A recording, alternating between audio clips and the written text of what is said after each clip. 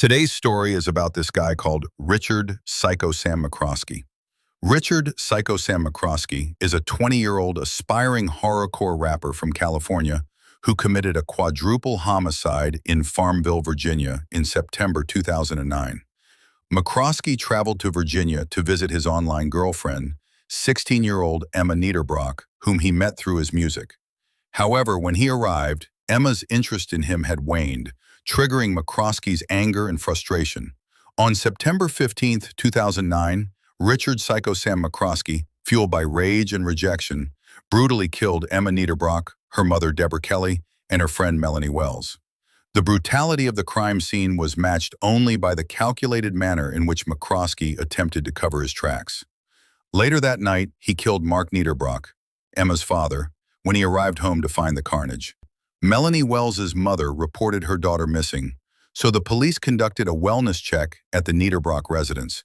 McCroskey answered the door, claiming the women were at the movies. However, when police returned, they discovered the bodies. McCroskey had fled the scene, stealing Mark Niederbrock's car. McCroskey's eventual arrest at Richmond International Airport was a culmination of diligent detective work. He was found sleeping in the baggage claim area, a stark contrast to the calculated violence he had unleashed just days before.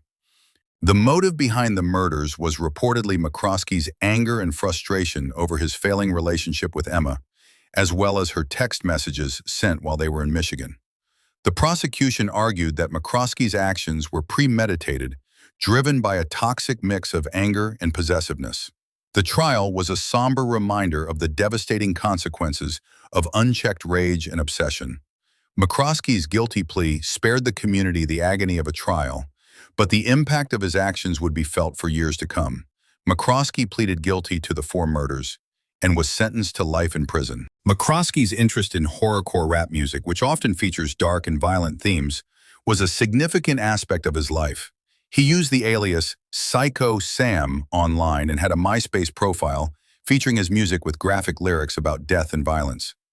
His fascination with this genre and his struggles with low self-esteem and social interactions likely contributed to his descent into violence.